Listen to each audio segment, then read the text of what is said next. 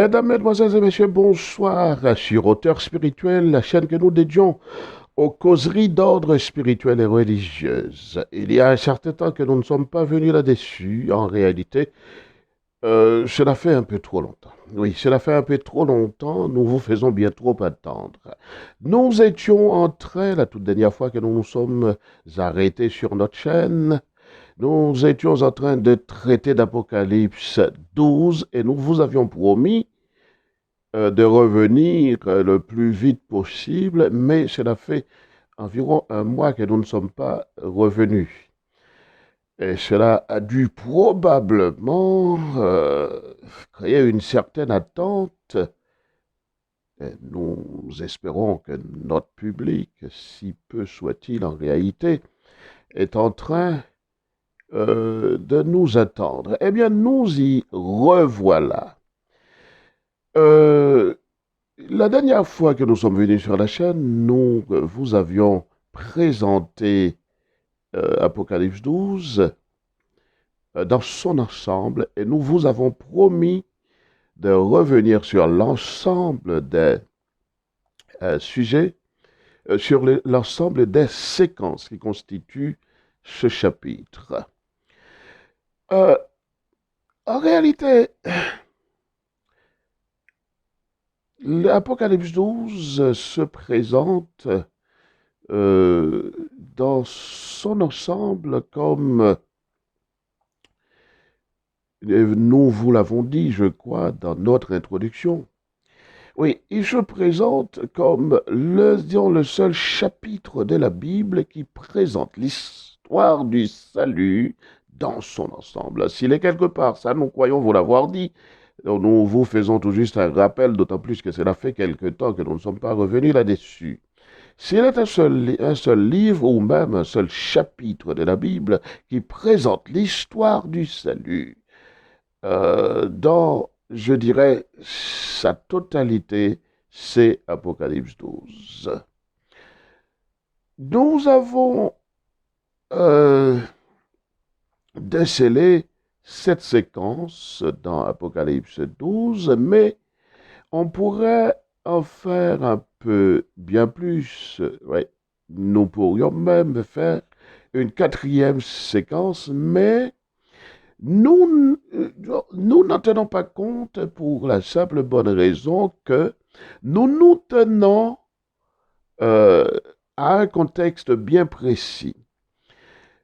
L'autre séquence, et c'est une séquence qui n'est pas sans importance, que nous devrions faire, mais que nous ne ferons pas, c'est euh, disons, l'introduction de ce chapitre d'Apocalypse dans le contexte cosmique.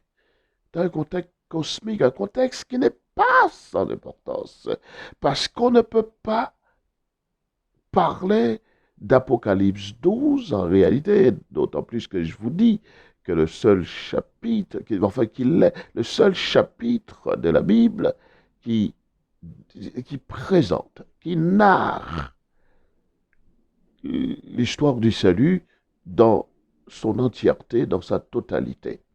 Mais nous ne sommes pas, disons, nous ne sommes pas, nous ne nous sommes pas occupés de préférence euh, par l'aspect cosmique où nous voyons la guerre qu'il y a eu au ciel entre le dragon et Dieu, le Créateur. Ce n'est pas que ce ne soit pas important. Nous vous l'avons dit, c'est d'une importance capitale. Mais, sachant que nous sommes en train de parler d'un point de vue eschatologique, et ces événements eschatologiques, ou du moins l'explication eschatologique que nous voulons faire ressortir d'Apocalypse 12, et donc, l'ensemble de ces choses a un certain rapport, nous croyons l'avoir dit, avec les événements géopolitiques qui bouleversent le monde actuellement.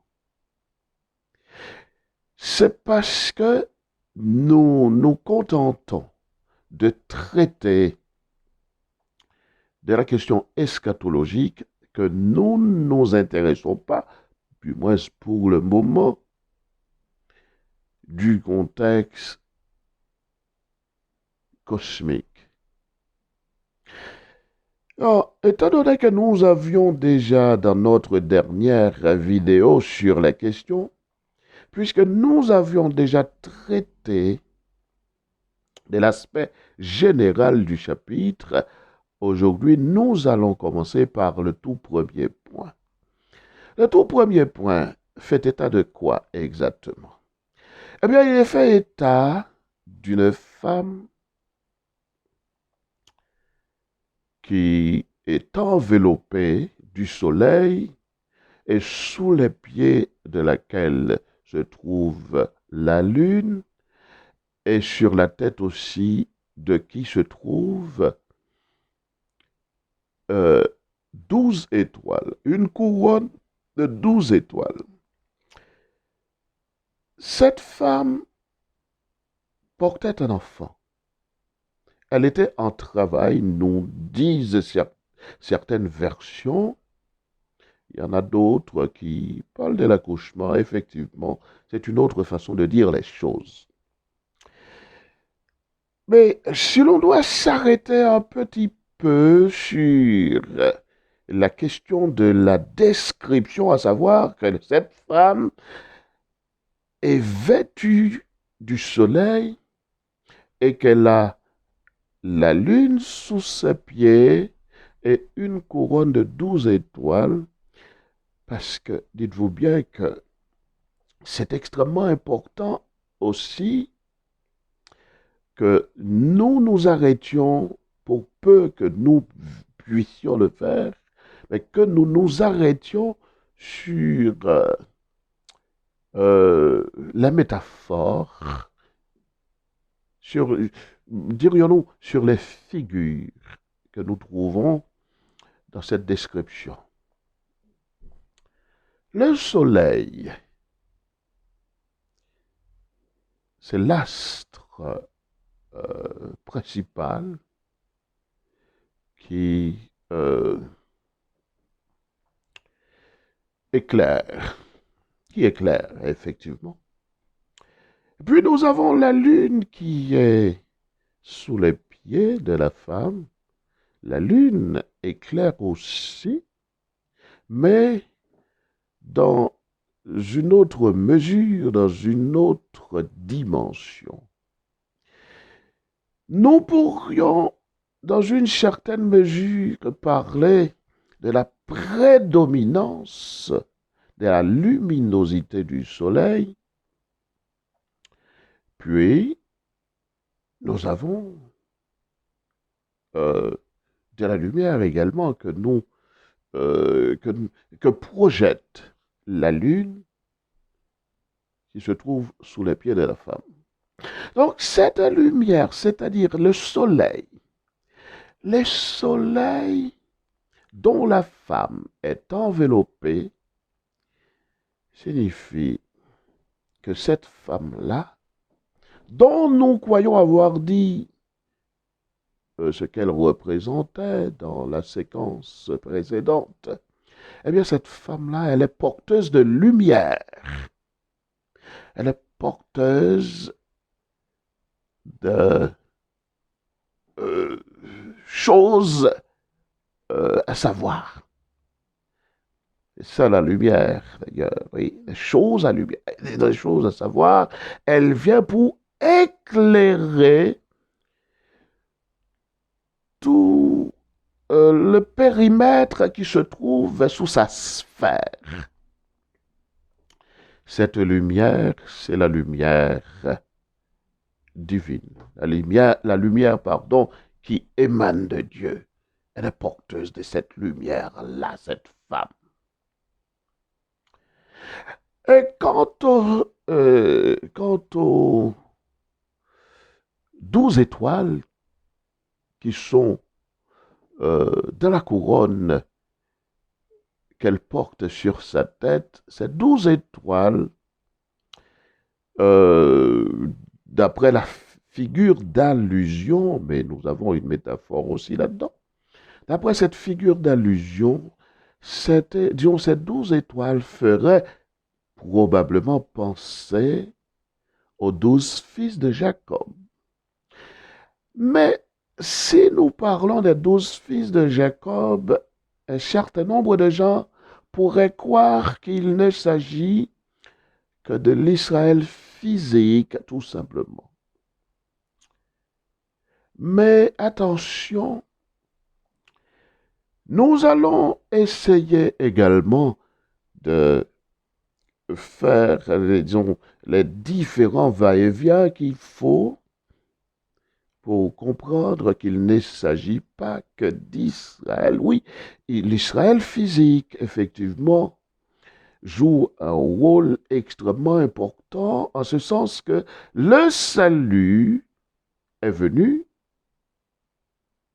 euh, oui, de Dieu, mais Dieu lui-même, il s'est incarné dans l'une des tribus de Jacob, Judas. Il y a de l'importance, effectivement, pour l'Israël physique, mais nous allons voir ainsi que les prophètes, que Jérémie, puis, bon, enfin, les autres également, n'avaient pas confiné le salut qu'ils prêchaient uniquement à Israël, mais l'étendaient à l'ensemble des nations. Nous allons voir qu'à travers, effectivement, ces 12 étoiles qui constituent la couronne que l'on trouve sur la tête de la femme, nous pouvons voir l'ensemble des nations également. Pourquoi? Vous savez très bien que Jacob, lui, ils ont ses 12 fils, il ne les a pas eus avec une seule femme. Il les a eus avec Léa, 6 avec Léa, 2 avec la servante de Rachel, à savoir Bila, et 2 autres également avec la servante de, de Léa, Zilpa, parce que vous connaissez parfaitement bien l'histoire, ces femmes avaient, pour des raisons que nous connaissons, avaient demandé à leur servante également, notamment Léa, qui ne pouvait pas avoir d'enfant, elle avait demandé à, disons, à Jacob, son mari, de, de se mettre avec sa servante, Bila, de sorte à ce qu'elle ait pu avoir un enfant ou plusieurs enfants par l'entremise de sa servante Bila. Et puis, à un certain moment donné, Léa elle-même, après ses 4 enfants, ne parvenait plus à faire, disons, à en faire d'autres. Puis elle va demander à son mari Jacob également d'aller avec sa servante Zilpa. Et effectivement, nous avons vu que chacune de ces 2 servantes ont donné 2 enfants à Jacob, et l'Éternel allait faire grâce à Rachel également, qui en a eu 2. Nous n'allons pas parler de Dina, parce que les tribus ne se constituaient qu'à partir des 12 fils. Oui, donc, dites-vous bien que ni Zilpa ni Bila n'étaient pas officiellement les femmes de Jacob. Elles n'étaient pas ces femmes légitimes. Ces deux femmes n'étaient que Léa et Rachel elle-même. Donc finalement, voyez-vous, puisque Dieu a toujours parlé des 12 fils de Jacob pour parler des 12 tribus qui sont issues de Jacob. Donc, voyez-vous que Dieu lui-même a tenu compte du fait que les deux autres femmes, à savoir les servantes de chacune des femmes de Jacob, n'étaient pas à être chassées de la question du salut. Cela pourrait représenter le fait que le salut, d'autant plus que nous avons affaire à 4 femmes qui pouvaient représenter, disons, le monde dans ses, euh, disons, dans ces 4 points. Voyez-vous, dans ces 4 points. Là, nous ne sommes que dans des conjectures, tout simplement. Elles ne sont pas des explications que nous vous proposons ici à propos de cela, comme des explications euh, plausiblement vraies. Non, ce ne sont que des conjectures. Et nous sommes d'accord que beaucoup de gens pourraient avoir bien d'autres visions de la chose qui ne sont pas nécessairement la nôtre. OK. Donc, nous allons laisser, nous avions promis de ne pas rester trop longtemps sur la description, mais hélas, nous avons pris beaucoup de temps. Donc finalement, nous allons ménager ce que nous avons à dire sur ce que ont représenté la femme, euh, et également sur euh, ce que le dragon allait faire, disons, de la femme. Nous savons que ici, là, nous sommes dans le contexte du salut. La femme en question, cette femme qui était au travail, d'accord, qui était en travail de préférence, cette femme ne pouvait que représenter le peuple de Dieu. Et nous avons dit qu'il faut voir le peuple de Dieu dans son grand ensemble, c'est-à-dire l'ensemble de tous ceux qui allaient recevoir et qui recevront encore, bien sûr, puisque nous sommes encore dans le temps où cela peut se faire encore. Oui, l'ensemble de tous ceux qui allaient accepter le salut, la grâce que Dieu leur a accordée.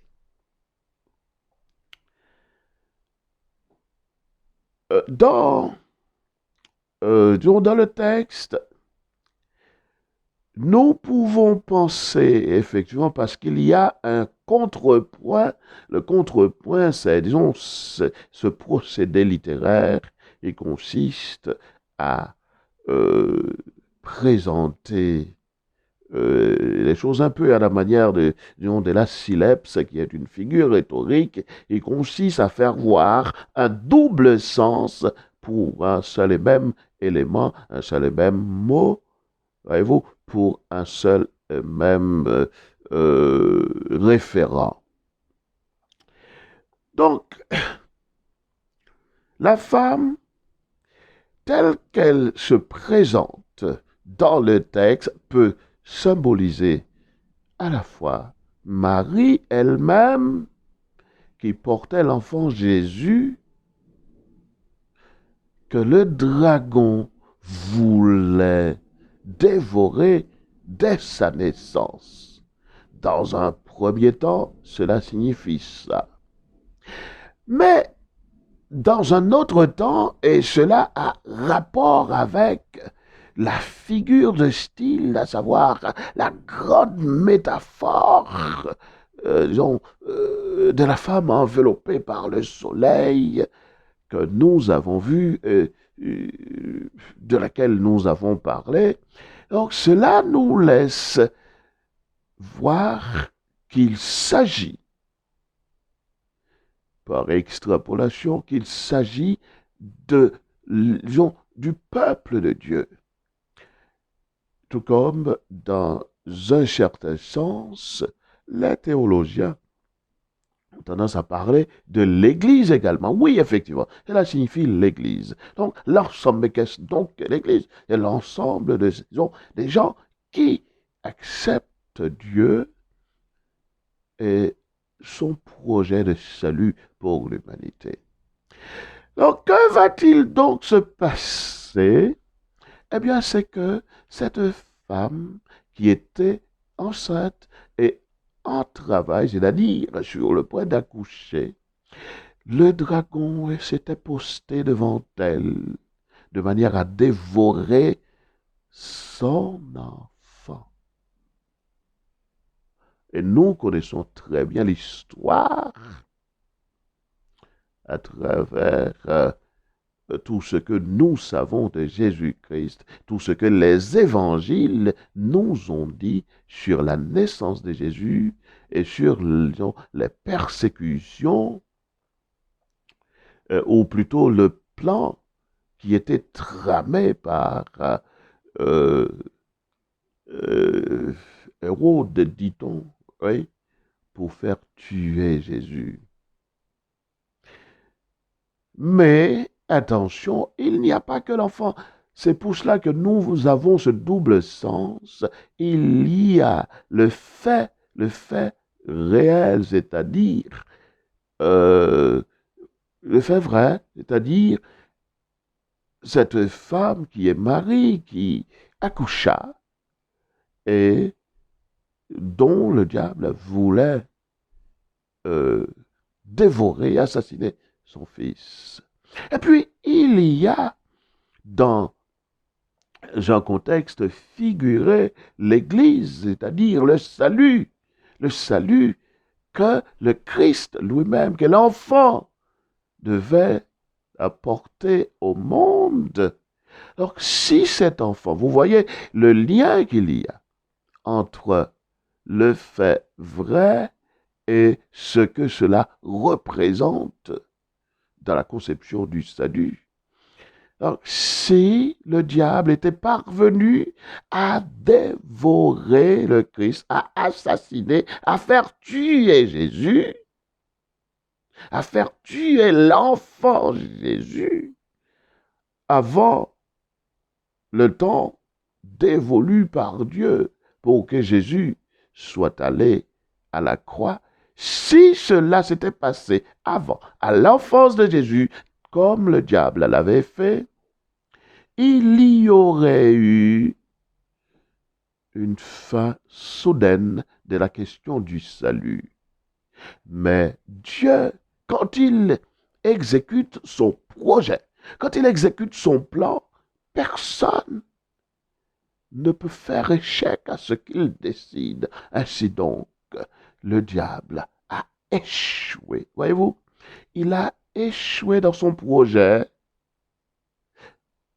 Et nous allons voir dans la séquence qui suit, à savoir la deuxième séquence, la prochaine fois que je reviendrai sur la question, oui, sur le chapitre, nous allons voir ce que le diable va donc faire.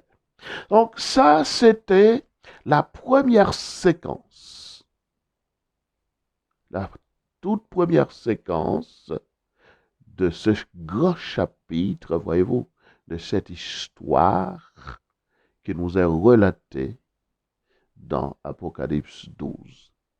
Eh bien, mes chers amis, je vous souhaite une bonne audition et puis je ne manquerai pas de vous demander de vous abonner à ma chaîne, mais aussi de liker, oui, de nous donner le pouce en l'air, voyez-vous, ce pouce-là de nous le donner, si cela vous parle en réalité. Et puis aussi, nous vous demanderons de partager à vos contacts, à vos connaissances, notre vidéo, de sorte à ce que nous puissions continuer notre aventure avec vous. Au revoir à tous.